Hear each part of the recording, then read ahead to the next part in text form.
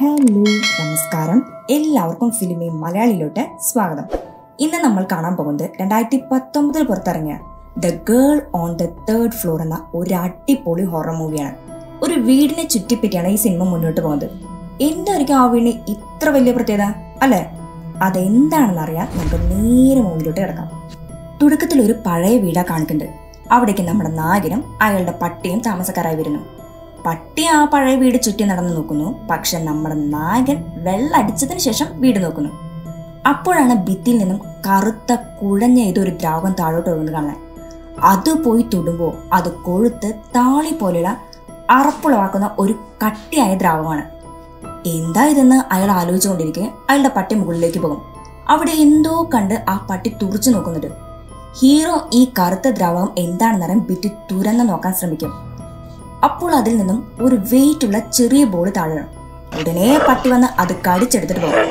ഏയ്, അത് കടിച്ചിട്ട് പോകാതെ എന്ന് ഹീറോ പറയും. പിന്നീട് ഒരു മോപ്പ് എടുത്ത് വീടെല്ലാം ക്ലീൻ ചെയ്യാൻ തുടങ്ങി. അപ്പോൾ ആരോ ടക് ടക് എന്ന് ഡോറിൽ മുട്ടും. അവൻ പോയി ഡോർ തുറക്കുമ്പോൾ ഒരു സ്ത്രീ അവിടെ നിൽക്കുന്നു. അവളുടെ കയ്യിൽ ഒരു കുപ്പിയും 2 ഗ്ലാസും ഉണ്ട്. ഞാൻ നിങ്ങളുടെ അയൽക്കാരിയാ, ഈ വീട്ടിൽ നിങ്ങൾ താമസിക്കാൻ വന്നു എന്നറിഞ്ഞ് പരിചയപ്പെടാൻ വന്നതാ. നമ്മുടെ നായകന് പറ്റിയ അയൽക്കാരി. 2 പേരും കൂട്ടിച്ച് സംസാരിച്ചുകൊണ്ടിരിക്കും. നിങ്ങൾ എന്തിനാണ് ഈ പഴയ വീട് വാങ്ങിയത്? എന്റെ വൈഫ് പ്രഗ്നന്റാ, അവൾക്ക് വളരെ ശാന്തമായ ഒരു സ്ഥലത്ത് താമസിച്ചാൽ കൊള്ളാമെന്ന് പറഞ്ഞു. അതുകൊണ്ടാ ഞാൻ ഈ വീട് വാങ്ങിയത്. ഓ, പക്ഷെ ഇത് ക്ലീൻ ചെയ്യുന്നത് വളരെ ബുദ്ധിമുട്ടല്ലേ? ഓ, അതെനിക്കൊരു പ്രശ്നമല്ല, ഞാൻ മാനേജ് ചെയ്യും. ശരി, അപ്പോൾ ഞാൻ വരട്ടെ എന്നും പറഞ്ഞ് ആ സ്ത്രീ പോകും. അന്ന് രാത്രി നായകൻ ക്ലീൻ ചെയ്ത് കഴിഞ്ഞ് തന്റെ പ്രഗ്നന്റ് ആയ വൈഫിനോട് വീഡിയോ കോളിൽ സംസാരിച്ച് കുറച്ച് സമയത്തിനുള്ളിൽ അയാൾ ഉറങ്ങും. പിറ്റേന്ന് എഴുന്നേറ്റ ഉടനെ അയാൾ ആ കറുത്ത ദ്രാവകം ഒഴുകി വന്ന സ്ഥലയിലെ അവിടെ പോയി ഒരു വെള്ള ഷീറ്റ് വെച്ച് അത് മറയ്ക്കും. അങ്ങനെ ആ ഭാഗം നീറ്റായി. ഓക്കെ എന്നും പറഞ്ഞ് തിരിയുമ്പോൾ വേറൊരു സ്ഥലത്ത് ഒരു ഹോൾ കണ്ടു. അതെന്താണെന്ന് കൈയിട്ട് നോക്കിയപ്പോൾ അവിടെ നിന്നൊരു ന്യൂസ് പേപ്പർ കിട്ടും. വീണ്ടും കൈയിട്ട് നോക്കുമ്പോൾ ഒരു സ്ത്രീയുടെ വസ്ത്രം കിട്ടും. ഒരു നിമിഷം അത് നോക്കി ആലോചിച്ചിരുന്നതിന് ശേഷം ഇന്ന് ശകനം ശരിയല്ല, അടുത്ത ലിക്കർ ഷോപ്പിൽ പോയി വെള്ളടിച്ചിട്ട് വരാമെന്നും കരുതി അയാൾ അങ്ങോട്ട് പോകും. അപ്പോൾ ലിക്കർ ഷോപ്പിലിരുന്ന ഒരു മനുഷ്യൻ അയാളെ നോക്കി. നിങ്ങൾ ആരാണ്? ഇതിനു മുൻപ് ഇവിടെ കണ്ടിട്ടില്ലല്ലോ. അതെ, ഞാനിവിടെ പുതിയ ഒരാളാ. ദേ, ആ കാണുന്ന പഴയ വീട്ടിൽ ഞാൻ താമസിക്കാൻ വന്നത്. നിങ്ങൾ ആ വീട് എന്തിനാ വാങ്ങിയത്? അതെന്തെന്നോ, എനിക്ക് ആ വീട് ഒത്തിരി ഇഷ്ടമായി. മാത്രമല്ല വിലയും വളരെ കുറവാ. ഓ, ശരി ശരി എന്ന് അയാൾ പറയും. തിരിച്ച് വീട്ടിൽ വന്ന നായകൻ ക്ലീനിങ് ജോലി തുടങ്ങും. ഇന്നേരം ചെളി നിറഞ്ഞ വെള്ളം അയാളുടെ തലയിലും ശരീരത്തിലും വീഴും. പുറത്തു വന്ന് അയാൾ അതെല്ലാം കഴുകിയതിനു ശേഷം തല ഉയർത്തുമ്പോൾ അതിസുന്ദരിയായ ഒരു പെണ്ണ് അവിടെ നിൽക്കുന്നുണ്ട്. ഞാൻ സാറയാണെന്ന് അവൾ സ്വയം പരിചയപ്പെടുത്തിട്ട് നിങ്ങൾ ആരാണെന്ന് അവൾ ചോദിക്കും. ഞാനാണ് ഈ വീടിന്റെ പുതിയ ഉടമസ്ഥൻ. ഇത് ക്ലീൻ ചെയ്ത് ഇവിടെ താമസിക്കാൻ പോവുകയാണെന്ന് നായകൻ പറയും. ഞാൻ നിങ്ങളെ സഹായിക്കണോ? ഏയ്, വേണ്ട വേണ്ട എന്നും പറഞ്ഞ് ഹീറോ ഉള്ളിൽ പോയി പെയിന്റ് അടിക്കാൻ ആരംഭിക്കും. എന്നാൽ അയാൾ ആ കറുത്ത ദ്രാവകം ഒഴുകിയിരുന്ന സ്ഥലത്ത് ഷീറ്റ് വെച്ചിരുന്നത് മാത്രം പെയിന്റ് അടിക്കുമ്പോൾ ആരോ തള്ളിവിടുന്നത് പോലെ അത് അനങ്ങിക്കൊണ്ടേയിരുന്നു. ശരി, താൻ ഷീറ്റ് അമർത്തി ഒട്ടിച്ചിട്ടുണ്ടായിരിക്കില്ല എന്നും കരുതി അവിടെ വീണ്ടും കുറച്ചു നേരം കൂടി പെയിന്റ് അടിച്ചുകൊണ്ടേയിരിക്കും. അപ്പോൾ പുറത്തുനിന്ന് ഒരു ശബ്ദം കേൾക്കും. അതെന്താണെന്ന് അയാൾ നോക്കുമ്പോൾ ആ പെണ്ണ് അയാളുടെ പട്ടിയുടെ കൂടെ കളിക്കുന്നുണ്ട്. ഉടനെ ഹീറോ അവിടേക്ക് പോയി കുറച്ചു നേരം അവളോട് സംസാരിക്കും. പിന്നീട് ആ സുന്ദരി നിങ്ങളുടെ വീട് കാണാൻ ഞാനും വരട്ടെ എന്ന് ചോദിക്കും. വരൂ എന്നും പറഞ്ഞ് അയാൾ അവളെ വീടിനുള്ളിലേക്ക് കൊണ്ടുപോകും. 2 പേരും സിഗരറ്റും വലിച്ച് വീടിനുള്ളിൽ ചുറ്റി നടക്കുന്നുണ്ട്. പെട്ടെന്ന് ആ സുന്ദരി അവന്റെ കഴുത്തിൽ കെട്ടിപ്പിടിച്ച് ചുംബിക്കും. അവനും അവളെ ചുംബിക്കാൻ ശ്രമിക്കുമ്പോൾ പട്ടി കുറിച്ചുകൊണ്ടിരിക്കുമ്പോൾ ഹീറോ വന്ന് കഥ കടക്കാൻ ശ്രമിക്കും. അവിടെ ഒരു പ്രേതം നടക്കുന്ന പോലെ തോന്നുന്നു. ആ സമയം അവിടെ നിന്ന് സുന്ദരി ശരി ഞാൻ പോകട്ടെ എന്നും പറഞ്ഞ് പുറത്തേക്ക് പോകും. ഹീറോ പട്ടിയുടെ അടുത്തേക്ക് വരും. അത് ദേഷ്യത്തിന് അവനെ തുറച്ചു നോക്കിക്കൊണ്ടിരിക്കുകയാണ്. പെട്ടെന്നൊരു ശബ്ദം കേൾക്കും. ഹീറോ ഓടി മുകളിൽ പോയി നോക്കി. അപ്പോൾ അവിടെയുള്ള റൂമിന്റെ സീലിംഗ് തകർന്നു വീണിട്ടുണ്ട്. ഇതെങ്ങനെ സംഭവിച്ചു എന്ന് ഒരു നിമിഷം ആലോചിച്ചതിനു ശേഷം അയാൾ നായികയെ ഫോൺ ചെയ്ത് ഇടിഞ്ഞു കിടക്കുന്ന മണ്ണെല്ലാം കാണിച്ചുകൊണ്ടിരിക്കും. തീർച്ചയായിട്ടും നമ്മൾ ഇതെല്ലാം ഹൗസ് ഓണറിനോട് ക്ലെയിം ചെയ്യണമെന്ന് അവൾ പറയുമ്പോൾ ശരിയെന്നും പറഞ്ഞ് അവൻ അതെല്ലാം ക്ലീൻ ചെയ്യാൻ തുടങ്ങി. ഇന്നേരം സാറ ഡോറിൽ തട്ടും. ചെന്ന് നോക്കിയ നമ്മുടെ നായകൻ നിനക്ക് എന്ത് വേണമെന്ന് ചോദിക്കും. ഞാൻ ഇന്ന് നൈറ്റ് നിന്റെ കൂടെ സ്റ്റേ ചെയ്തോട്ടെ എന്ന് അവൾ ചോദിക്കും. നീ ഉദ്ദേശിക്കുന്ന തരത്തിലുള്ള ആളെയല്ല ഞാൻ. എനിക്കൊരു വൈഫുണ്ട്. ഞാൻ അവളെ വളരെയധികം സ്നേഹിക്കുന്നു. അന്ന് നിന്നെ കണ്ടപ്പോൾ ഏതോ ഒരു ആവശ്യത്തിൽ ഇത്തിരി താല്പര്യം കാണിച്ചെന്നല്ലോ. അതിനാൽ ദയവ് ചെയ്ത് പോ എന്നും പറഞ്ഞ് അവൻ തിരികെ പോകും. രാത്രി അവൻ ഉറങ്ങിക്കിടക്കുമ്പോൾ അവന്റെ അടുത്ത് വന്ന് സാറ അവനോട് വളരെ മോശമായിട്ട് പെരുമാറും. അവൻ പെട്ടെന്ന് കണ്ണു തുറക്കുമ്പോൾ കൊഴുത്തൊരു ദ്രാവകം അവന്റെ വായിലേക്ക് വീഴും. പെട്ടെന്ന് സാറ രൂപമൊക്കെ മാറി ഒരു വലിയ പ്രേതമായിട്ട് നിൽക്കുന്നത് പോലെ തോന്നും. ഭയന്ന് വിറച്ച് അവൻ ഓ ഇതെന്റെ തോന്നലായിരിക്കുന്ന അവൻ കരുതും. അതേസമയം അവന്റെ മുഖത്തേക്ക് ആ ചെറിയ ബോൾ വീഴും. അത് പട്ടി കൊണ്ടുവന്നിട്ടതാകുന്നു കരുതി അവൻ താഴേക്ക് ഇറങ്ങിപ്പോകും. ഇപ്പൊ ആരോ കഥകൾ തട്ടുന്ന ശബ്ദം കേട്ട് അവൻ അത് തുറക്കുമ്പോൾ തന്റെ ഒരു ഫ്രണ്ട് പുറത്തു നിൽക്കുന്നത് കാണും. അവർ രണ്ടുപേരും സംസാരിച്ചു കൊണ്ടിരിക്കുമ്പോൾ എടാ ഈ മണ്ണെല്ലാം മാറ്റി റൂം വൃത്തിയാക്കാൻ കുറച്ച് സഹായിക്കുന്നു ഹീറോ ഫ്രണ്ടിനോട് പറയും. അവനെല്ലാം വൃത്തിയാക്കിയതിനു ശേഷം ഇതാ നല്ല ഒന്നാന്തരായിട്ട് വൃത്തിയാക്കി തന്നിട്ടുണ്ട്, നീ പോയി എനിക്കൊരു കുപ്പി വാങ്ങിത്താടാന്ന് ഫ്രണ്ട് പറയും. അങ്ങനെ അവർ രണ്ടുപേരും അടുത്ത ലിക്കർ ഷോപ്പിലേക്ക് ഉന്നം പിടിച്ചു. വെള്ളം അടിച്ച് രണ്ടുപേരും നല്ല സൂപ്പറായിട്ട് അന്ന് ഉറങ്ങും. അടുത്ത ദിവസം രാവിലെ കരകരാന്ന ഒരു ശബ്ദം കേട്ട് ഹീറോ എഴുന്നേറ്റ് വരും. അവന്റെ ഫ്രണ്ട് വീട് ക്ലീൻ ചെയ്തുകൊണ്ടിരിക്കുക. അത് ശരി, നീ നേരത്തെ എഴുന്നേറ്റാ? ഞാനിപ്പോ ചായ ഇട്ടിട്ട് വരാം. ഏയ് വേണ്ട, നിന്റെ അസിസ്റ്റന്റ് ഓൾറെഡി എനിക്ക് ചായ തന്നെന്ന് പറയും. എന്താ? ഹീറോ ദേഷ്യത്തിൽ കിച്ചണിലേക്ക് ചെല്ലും. അവിടെ സാറ ടീ വേണോ എന്ന് ചോദിക്കും. ഇത് കേട്ട് ദേഷ്യത്തോടെ നീ ഇത്രയ്ക്കും വൃത്തിയിട്ടവളാണോ? ഞാൻ പറഞ്ഞില്ലേ എനിക്കൊരു വൈഫ് ഉണ്ടെന്ന്. ശബ്ദം കേട്ട് ഫ്രണ്ട് അവിടേക്ക് വരുന്നുണ്ട്. അതെ, ഇനി നീ ഇവിടെ നിന്നാൽ നിന്നെ ഞാൻ കുത്തിക്കൊല്ലും, കടക്ക് പുറത്തെന്ന് നമ്മുടെ നായകൻ പറയും. ഇപ്പോൾ ഹീറോയുടെ ഫ്രണ്ട് എന്താടാ ഇതെല്ലാം, നിനക്കൊരു പ്രഗ്നന്റ് ആയി വൈഫില്, അതും മറന്ന് നീ ഒരു വൃത്തികെട്ട പെണ്ണിന്റെ കൂടെ ഉല്ലസിക്കുകയാണോ? നിന്നെ ഞാൻ ഇത്ര മോശക്കാരനാണെന്ന് കരുതിയില്ലെന്ന് പറയും. ഇതെന്റെ പേഴ്സണൽ ആയ കാര്യം, നിനക്ക് ഇഷ്ടമല്ലെങ്കിൽ ഉടനെ ഇവിടെ നിന്ന് സ്ഥലം വിട്ടോ എന്ന് ഹീറോ അവനോട് പറയും. പിന്നീട് അവൻ ഡോഗിനെയും കൂട്ടി വാക്കിങ്ങിന് പോകും. നമ്മുടെ ഫ്രണ്ട് ക്ലീനിങ് വർക്ക് തുടർന്നുകൊണ്ടിരിക്കും. ഇപ്പോൾ അവിടേക്ക് ആ ചെറിയ ബോൾ ഉരുണ്ടു വരുന്നത് അവൻ കാണും.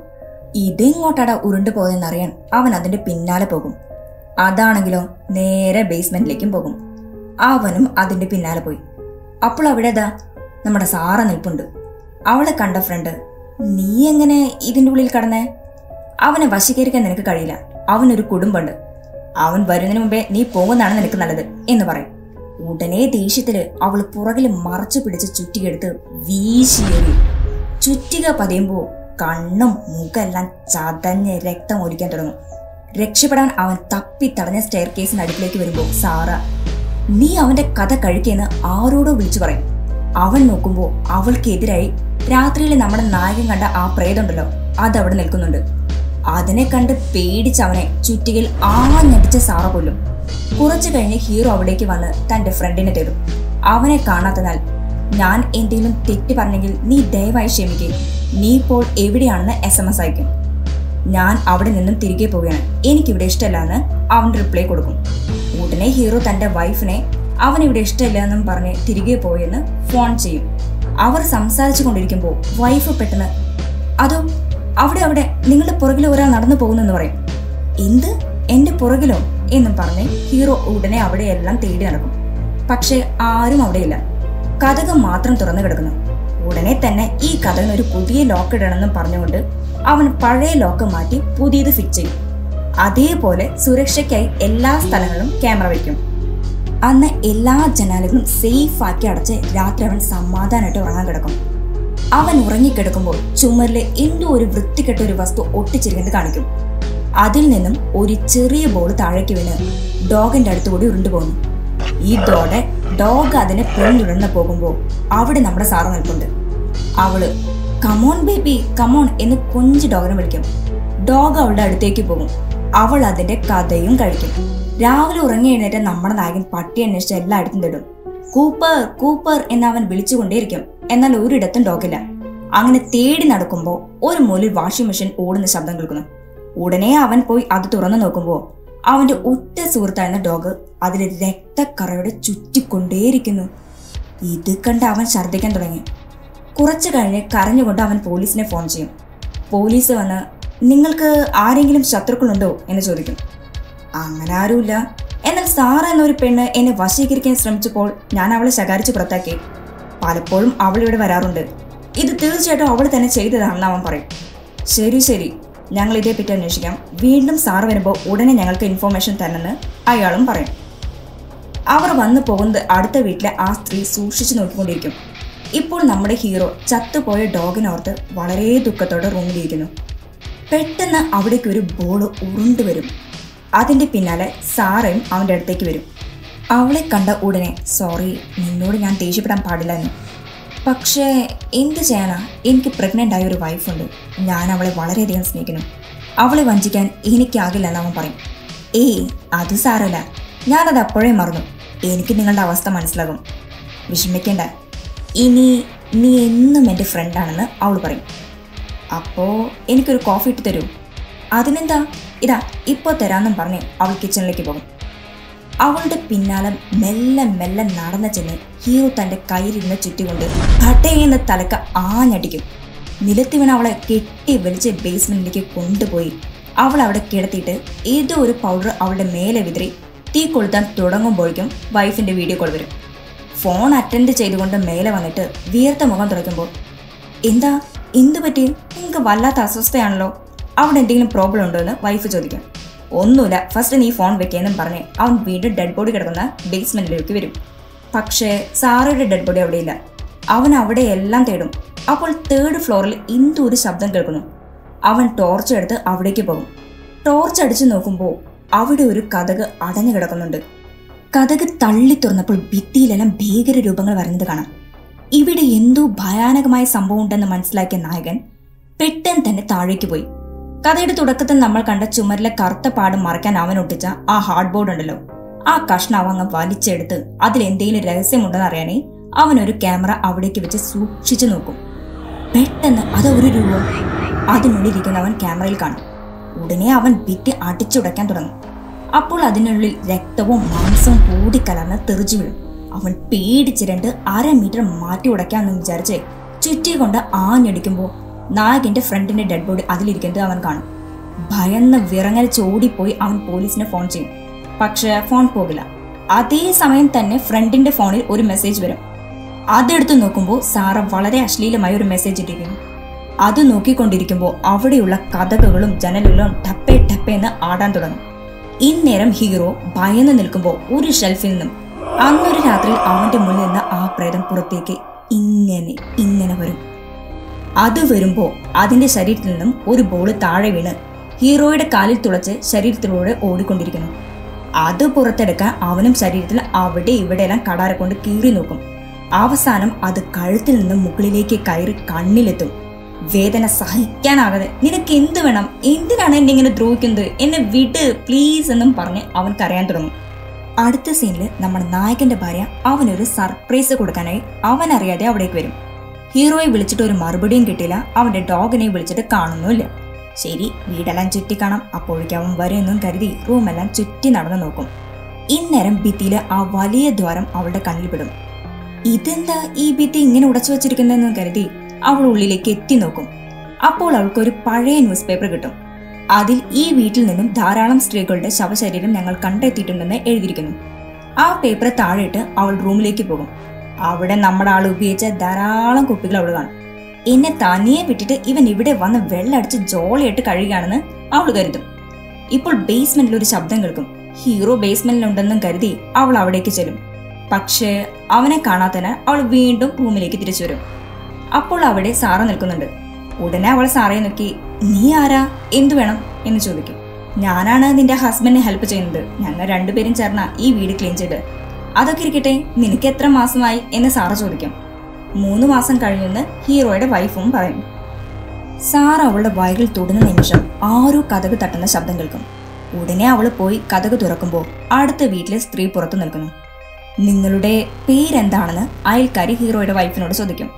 അവൾ പേര് പറയുമ്പോൾ ശരി ശരി എന്ന് പരിചയമുള്ള പോലെ ആ സ്ത്രീ മറുപടി പറയും. ശേഷം അവൾ വീടിനുള്ളിലേക്ക് നോക്കുമ്പോൾ സാർ അപ്രത്യക്ഷമായിരിക്കുന്നു. വീണ്ടും അവൾ അടുത്ത വീട്ടിലെ സ്ത്രീയുടെ അടുത്തേക്ക് വരും. അവർ 2 പേരും സംസാരിക്കുന്നതിനിടയിൽ ആ സ്ത്രീ, നിങ്ങൾ എന്തിനാ ഈ വീട് വാങ്ങിയത്? ഇത് വളരെ മോശമായൊരു വീടാ, ഇതിൽ താമസിച്ച ആരും ഗതി പിടിച്ചിട്ടില്ല എന്ന് പറയും. ഉടനെ നായക ദേഷ്യത്തോടെ, അത് ഞങ്ങൾ നോക്കിക്കോളാം. ഓക്കെ എന്തെങ്കിലും സഹായം വേണമെങ്കിൽ ഞാനിവിടെ അടുത്ത് തന്നെ ഉണ്ടെന്നും പറഞ്ഞ് ആ സ്ത്രീ പോകും. വളരെ നേരം കാത്തിരുന്നിട്ടും നമ്മുടെ നായകനെ കാണാതായപ്പോൾ അവൾ ഫോൺ ചെയ്ത് നോക്കും. പക്ഷേ ഫോണ് വീട്ടിൽ തന്നെ ഉണ്ട്. ശരി, അടുത്ത വീട്ടിലെ സ്ത്രീയുടെ അടുത്ത് പോയി വെയിറ്റ് ചെയ്യാമെന്നും കരുതി അവൾ അങ്ങോട്ട് പോകും. ആ സ്ത്രീ അവൾക്ക് കോഫിയെല്ലാം കൊടുത്ത് 2 പേരും സംസാരിച്ചു കൊണ്ടിരിക്കും.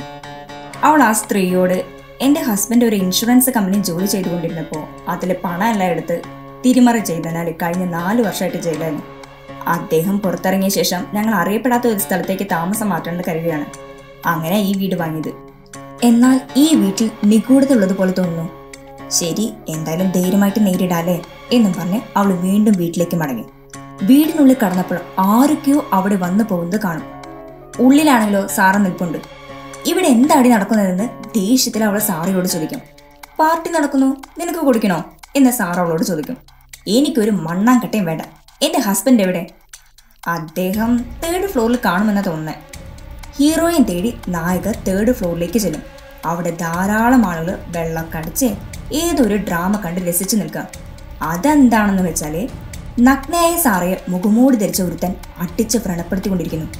ഇത് കണ്ടാണ് ഈ ആൾക്കാരൊക്കെ ചിരിച്ചുല്ലസിക്കുന്നത്. ഉടനെ നമ്മുടെ നായിക നിർത്തടാ നിർത്തടാ എന്ന് അലറും. അവിടെ ഒരു കൊച്ചുകുട്ടി ചുമരിൽ എന്തൊക്കെയോ വരയ്ക്കാനുണ്ട്. സാറയെ അടിച്ച് വ്രണപ്പെടുത്തിയ മനുഷ്യൻ മുകളിലേക്ക് വന്ന് ആ കുട്ടിക്ക് ഒരു ബോൾ പ്രൈസ് ആയിട്ട് കൊടുക്കും. നായികയ്ക്ക് ഇവിടെ നടക്കുന്നതെല്ലാം കണ്ട് ഭയങ്കരമായിട്ട് ദേഷ്യം വരും. എങ്കിലും അവൾ തന്റെ ഭർത്താവിനെ അവിടെ എല്ലാം തേടിക്കൊണ്ടിരിക്കും. ഇന്നേരം സാറ അവിടേക്ക് വരും. അവൾ പിന്നിൽ എന്തോ മറച്ചു പിടിച്ചിട്ടുണ്ട്. നമ്മുടെ നായികയ്ക്ക് അവളെ കാണുന്നതേ വെറുപ്പാ. സാറ മുകളിലേക്ക് വന്ന് അവളോട്, നീ ഇവിടെ കണ്ടതെല്ലാം യഥാർത്ഥത്തിൽ നടന്ന സംഭവങ്ങളാണ്. ഇവിടെ ധാരാളം സ്ത്രീകളെ ഇങ്ങനെ കൊന്നിട്ടുണ്ട്. എന്നിട്ട് അവരുടെ ഡെഡ് ബോഡിയെല്ലാം പുറത്തു കുഴിച്ചിടും. എന്നെ മാത്രം ഈ വീടിനുള്ള കുഴിച്ചിട്ടത്. ആ പ്രതികാരം തീർക്കാനായിട്ടാ ഞാൻ ഈ വീട്ടിൽ തന്നെ അലയുന്നത്. ഇതെന്റെ വീടാ. ഇവിടെ ഞാൻ ആരെയും സമാധാനമായിട്ട് ജീവിക്കാൻ വിടില്ല. ഇപ്പോൾ എനിക്ക് നിന്നെ വേണമെന്നും പറഞ്ഞ് അവളുടെ നേരെ പാഞ്ഞു വരും. നമ്മുടെ നായിക ഓടിപ്പോയി ഒരു റൂമിൽ കടന്ന് കഥ കടയ്ക്കും. അവളുടെ പിന്നിൽ ഒരു ശബ്ദം കേൾക്കും. അതാരാണെന്ന് നോക്കുമ്പോൾ രക്തത്തിൽ കുളിച്ച് ഹീറോ അവിടെ നിൽക്കുന്നു. അയ്യോ, എന്നത് നിങ്ങൾക്ക് എന്ത് പറ്റിയെന്ന് അവൾ കരഞ്ഞുകൊണ്ട് ചോദിക്കും. സോറി ഡി, നീ എനിക്ക് മാപ്പ് തരണം. ഞാനിവിടെ വന്നപ്പോൾ ഒരു പെണ്ണിന്റെ വലയിൽ കുടുങ്ങി തെറ്റ് ചെയ്തു. ആ പെണ്ണ എല്ലാ പ്രശ്നങ്ങൾക്കും കാരണം ഹീറോ പറയും. നീ വഞ്ചകനാ, നീ എന്നെ ചതിച്ചു. ഇനി എനിക്ക് നിന്നെ വേണ്ട, ഞാൻ ഇവിടുന്ന് പോവുകയാണെന്നും പറഞ്ഞ് നായിക അവിടെ നിന്ന് പോകാനായി കഥക് തുറക്കുമ്പോൾ ഒരു സ്ത്രീയുടെ പൊട്ടിച്ചിരി കേൾക്കും. അവള് തിരിഞ്ഞു നോക്കുമ്പോൾ സാറ അട്ടഹസിച്ചുകൊണ്ട് അവളുടെ തല 2ആയി പിളർക്കും. ഇതുവരെ നമ്മൾ കണ്ടത് സാറയുടെ പ്രേതത്തെയാണ്. ഭയന്ന് നടുങ്ങി നമ്മുടെ നായിക താഴേക്ക് വിടും. നേരത്തെ ഉടച്ച ചുമരിന്റെ ഉള്ളിൽ നിന്നും മരിച്ചുപോയ ഹീറോയുടെ ഫ്രണ്ട് പൊട്ടിച്ചിരിക്കുന്നത് കാണാം. പേടിച്ച് നായക നിൽക്കുമ്പോൾ ചുമലിലെ മറ്റൊരു ദ്വാരത്തിലൂടെ മുഖമെല്ലാം അഴുകി വൃത്തിക്കെട്ട ഒരു പ്രേതം പുറത്തേക്ക് ഇങ്ങനെ വരുന്നു. ഉടനെ നായക ഒരു ചുറ്റിക എടുത്ത് ചറ പറന്ന് അതിന്റെ തലയിൽ ആഞ്ഞടിച്ച് അതിവേഗത്തിൽ പുറത്തേക്ക് ഓടി. പുറത്തു വന്ന് നോക്കുമ്പോഴോ അടുത്ത വീട്ടിലെ സ്ത്രീ വെള്ളമൊക്കെ അടിച്ചിരിക്കുന്നത് കാണാം. അവളെ കണ്ട ഉടനെ, ഇതെല്ലാം നടക്കുമെന്ന് എനിക്ക് നേരത്തെ അറിയാമായിരുന്നു എന്ന് പറയും. നീ അതിക്രൂരയായ സ്ത്രീയാണ്, എന്തുകൊണ്ട് ഇത് അപ്പോഴേ പറഞ്ഞില്ല എന്ന് ചോദിക്കും. ആ പെണ്ണിന്റെ ഡെഡ് ബോഡി വീടിനുള്ളിൽ ഇരിക്കുന്ന കാലം ആർക്കും അവിടെ സമാധാനം കിട്ടില്ല എന്ന് ആ സ്ത്രീ പറയും. ഇപ്പോൾ നായക വീടിനുള്ളിൽ പോയി ചുമരെല്ലാം ഉടച്ച് സാറയുടെ ഡെഡ് ബോഡി പുറത്തു കൊണ്ടുവന്ന് അടക്കം ചെയ്യും. ഇതോടെ ഈ സീൻ അവസാനിക്കും. പിന്നീട് 6 മാസങ്ങൾക്ക് ശേഷം എന്നെ സ്ക്രീനിൽ കാണിക്കും. അതിൽ ഹീറോയുടെ കുഞ്ഞ് കയ്യും കാലൊക്കെ ഇട്ട് ഇളക്കിച്ചിരിക്കുന്നു. ശരി, നിനക്ക് ഞാൻ പാലെടുത്തു കൊണ്ടുവരാമെന്നും പറഞ്ഞ് ഹീറോയുടെ വൈഫ് ഉള്ളിലേക്ക് പോകും. അപ്പോൾ ആ കുഞ്ഞിന്റെ അടുത്തേക്ക് 2-3 ബോളുകൾ ഒരു ജനൽ കൂടി വീഴുന്നുണ്ട്. അവസാനം ഒരു രൂപം ആ ജനലിന് പുറകിൽ നീങ്ങുന്നത് കാണാം. അത് നമ്മുടെ ഹീറോ ആണ്. ഷീ ഈസ് മൈ ഗേൾ എന്ന് അവൻ പറയുമ്പോൾ കഥ അവസാനിക്കും. ഞാനും എൻ്റെ കഥ ഇവിടെ അവസാനിപ്പിക്കുന്നു. നിക്ക് പ്ലീസ്, നമ്മുടെ വീഡിയോസൊക്കെ ഒരുപാട് ആളുകൾ കാണുകയും പോസിറ്റീവായിട്ടുള്ള കമൻറ്റ് ഇടുകയും ചെയ്യുന്നുണ്ട്. അതിലൊക്കെ എനിക്ക് വളരെയധികം സന്തോഷം. എന്നാൽ കാണുന്നതിനോടൊപ്പം തന്നെ സബ്സ്ക്രൈബ് ചെയ്യാൻ ആരും മറക്കരുത്. ഇതുവരെ എനിക്ക് കട്ട സപ്പോർട്ടായിട്ട് നിന്ന എല്ലാവർക്കും നന്ദി. അപ്പോൾ എല്ലാവരും മറക്കാതെ നമ്മുടെ ചാനൽ സബ്സ്ക്രൈബ് ചെയ്ത് ബെല്ലൈക്കൺ പ്രസ് ചെയ്യണം. Thank you, bye bye.